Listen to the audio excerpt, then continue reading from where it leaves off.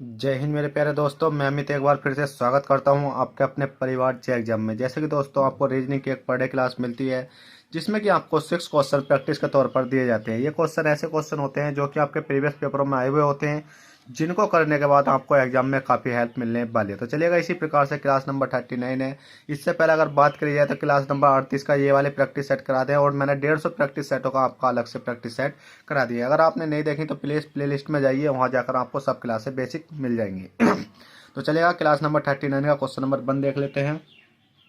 और question number 1 शुरू करने से पहले बस आपसे एक छोटी सी रिक्वेस्ट जो आपसे हर वक्त रहती है।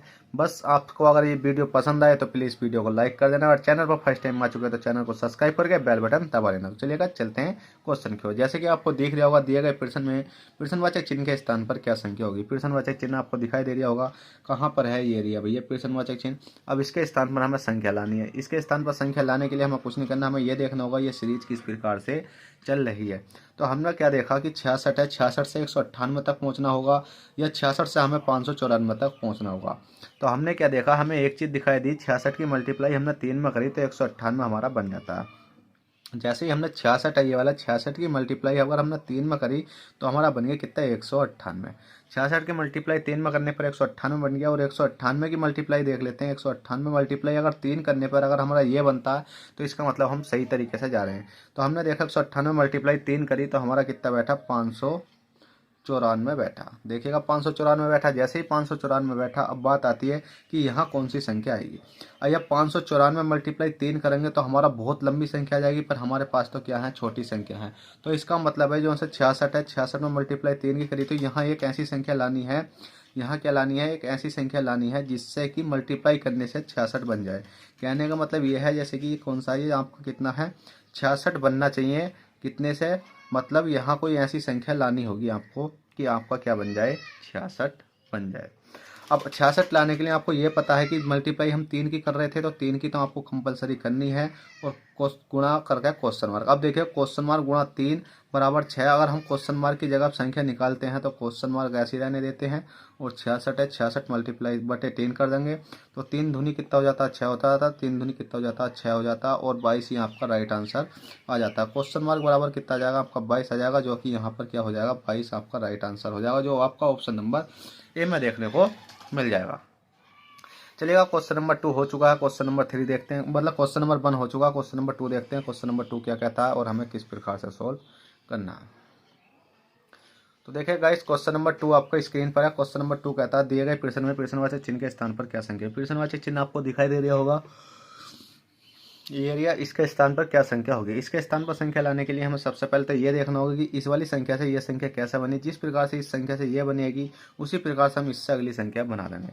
तो इसको बनाने के लिए हमने क्या काम करा, हमने देखा ए है, ए के बाद सी है, सी के बाद ई है, ई के बाद क्या है, जी है, और इससे क्या बननी है, यू बननी है, आई बननी है, आई के बाद के बननी है, के बाद एम बननी है, एम के बाद क्या बननी है, ओ बननी है।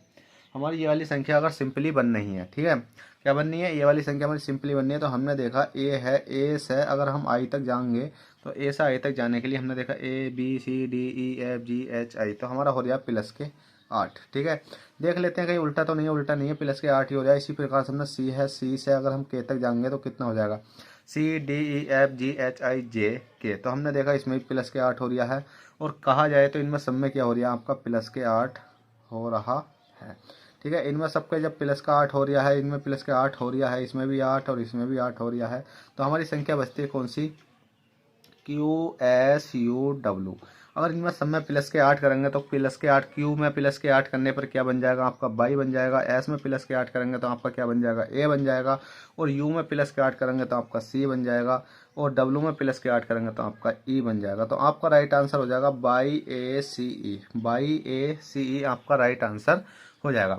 चलिए क्वेश्चन नंबर 2 कर लिया है। क्वेश्चन नंबर 3 देखते हैं, क्वेश्चन नंबर 3 क्या कहता है और हमें किस प्रकार से सोल्व करना है।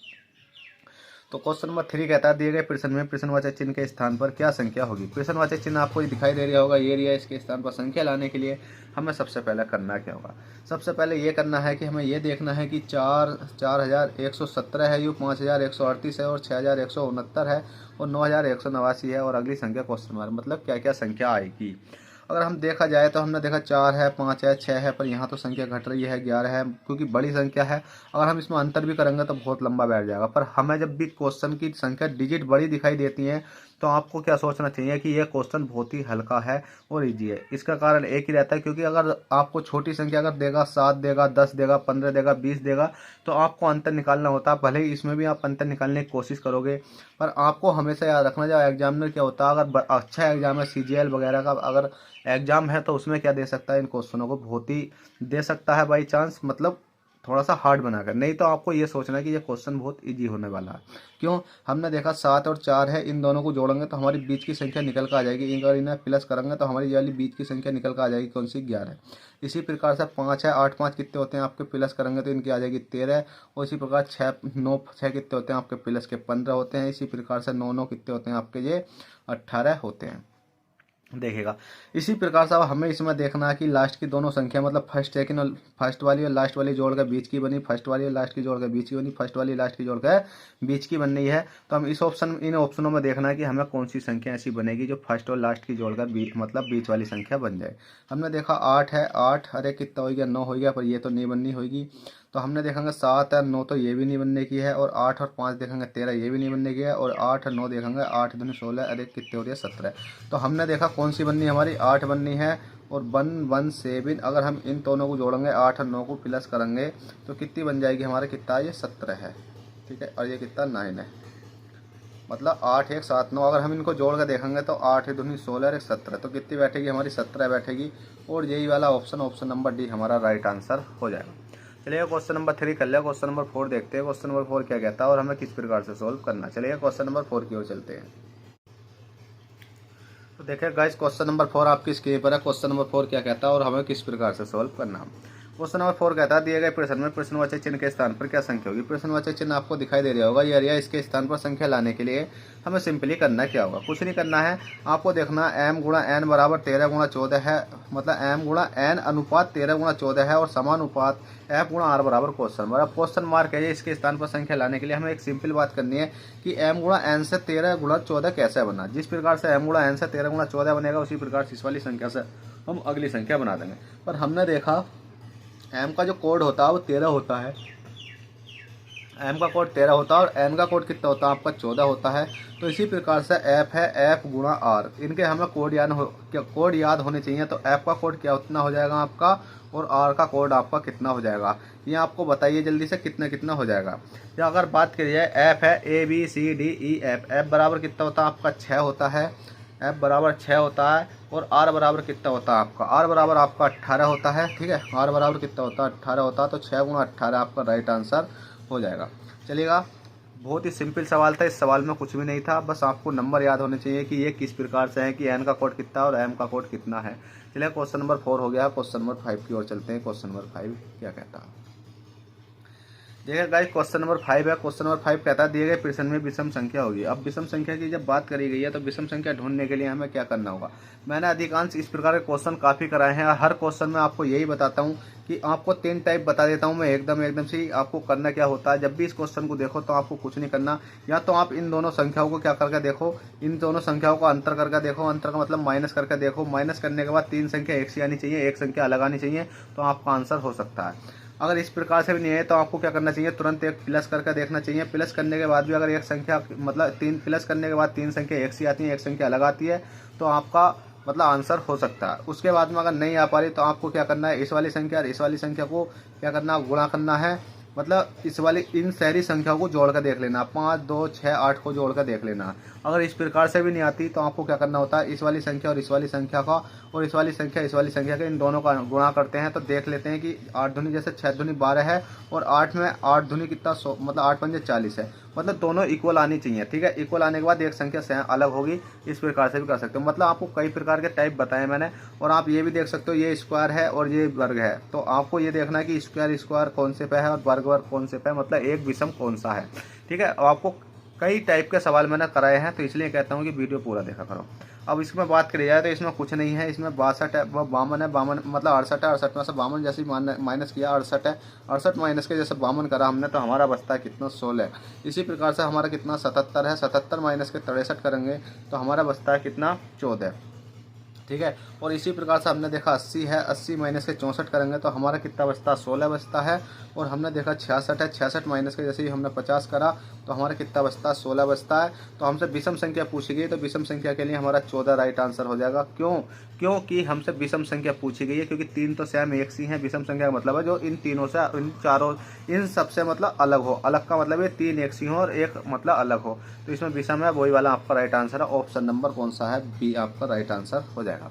चलिए क्वेश्चन नंबर 6 हो चुका है। क्वेश्चन नंबर 7 देखते हैं। क्वेश्चन नंबर 7 क्या कहता है, जो कि इस वीडियो का लास्ट क्वेश्चन होने वाला है। क्वेश्चन नंबर 7 कहता है यदि PARENT को BDFGJ के लिखा जाए और CHILDREN चिल्ड्रन को मतलब ये वाली संख्या लिखा जाए तो कुट भाषा में इस वाली संख्या को क्या लिखा जाएगा। तो कुछ नहीं करना आपको। अगर इस सवाल में अगर अपना समय वेस्ट करना है तो आप लग जाइएगा, अगर समय वेस्ट नहीं करना तो आप समझ लीजिएगा। अब कैसा करना होगा, आपको कुछ नहीं करना है। जैसे आर है, देखिए पहले मैं करके दिखा देता हूँ कि कितना सिंपल तरीके से आपको करना है। जैसे आर है, ई है और पी है और आर है, आई है, एन है, टी है। अगर हमसे क्या पूछा गया है, इसे पूछा गया है। किसे पूछा गया है, आपसे कुछ नहीं पूछा गया, आपसे इस वाली संख्या को पूछा गया। तो इस वाली संख्या को पूछने के लिए आपको देखा होगा कि अगर इसका आंसर देखें कितनी जल्दी आता है। आर देखो, इसमें आर है, मतलब अगली संख्या क्या आर है। आर 1 2 3 1 2 3, आर का उल्टा कितना हो जाएगा आपका, एफ हो जाएगा। ई है, ई कहाँ पर है, इसमें ई यहाँ पर है तो ई का उल्टा कितना हो जाएगा आपका, जी हो जाएगा। अगर आपको आंखों आंखों में करना है। और पी देखो, इसमें कहाँ पर मतलब पी आती है अगली संख्या, तो पी का उल्टा कितना हो जाएगा आपका, बी हो जाएगा। और आर है, आर का उल्टा कितना हो जाएगा आपका, एफ हो जाएगा। ठीक है। और आई है, आई है, आई है, आई है, कहाँ है आई, PARENT, PARENT। ठीक है। तो इसमें ये क्या है, आई है और डबल आई है इसमें। तो हमारे क्वेश्चन में कहीं पर यहाँ पर आई हैगा। ठीक है। कहाँ पर है, ये रही आई, क्योंकि हम इसमें ही देख रहे थे, हमने इसमें ध्यान नहीं करा। तो आई देखेंगे 1 2 3 है, दूसरे नंबर पर कितना हो जाएगा आपका, एक्स हो जाएगा। और एन कितना हो जाएगा, जे हो जाएगा। और टी है आपका कितना है, यहाँ पर टी है तो टी का क्या हो जाएगा आपका, के हो जाएगा। अब देखेगा ये आपका राइट आंसर आ चुका है। पर आप सोचोगे कि सर ये आया तो सही, पर आया किस प्रकार से। तो उसके लिए कुछ नहीं करना, आपको ये वाले डायरेक्ट इसके नीचे लिख लेने हैं। कैसे लिखने हैं, देखिए ये तो आपको राइट आंसर आ चुका है। FGBF, FGBF, FGBF एक्स, तो FGBF एक्स जे के, ऑप्शन नंबर डी आपका राइट हो जाएगा। पर आप सोचोगे कि आया कैसे, तो उसके लिए कुछ नहीं करना। आपने देखा होगा पी है, ए है, आर है, ई है, एन है, टी है। तो इसके नीचे डायरेक्ट कुछ मत लिखो, कुछ मत लिखो, कौन सी अगली वाली संख्या है इसको लिख दो। जैसे कि आपने देखा बी है, डी है, एफ है, और क्या है फिर अगली संख्या, जी है, और क्या है, जे है और के है। इसी प्रकार से इसको लिख दो, सी है, एच है, आई है, एल है, डी है, आर है, ई है, एन है। इस वाली संख्या के नीचे वाली जो संख्या सेम है, इस वाली संख्या को लिख दो। कितना है, एम है, ओ है, एक्स है, क्यू है, यू है, एफ है, और जी है और जे है। तो और सेम संख्या, जैसे जो सा हमसे कोड पूछा उसका मतलब नीचे वाली संख्या का सेम अपोजिट देख लो कि कौन सी संख्या सेम बन रही है, और वही हमारा राइट आंसर हो जाएगा। तो देखिएगा, आशा करता हूँ ये क्वेश्चन आपको समझ में आए होंगे। अगर समझ में आए हों तो प्लीज़ आपसे रिक्वेस्ट करता हूँ कि आप इस वीडियो पर एक लाइक करके जाना। अगर चैनल पर फर्स्ट टाइम आ चुके हो तो चैनल को सब्सक्राइब करके बेल बटन दबा के ही जाना, जिससे ही क्या होगा कि आपको आने वाला नोटिफिकेशन टाइम टू टाइम मिलता रहेगा। तो चलेगा फ्रेंड, आशा करता हूँ ये वीडियो पसंद आई हो। तो चलते हैं, फिर मिलते हैं आपसे किसी नेक्स्ट वीडियो में। जब तक के लिए bye, take care, all the best, जय हिंद, जय भारत।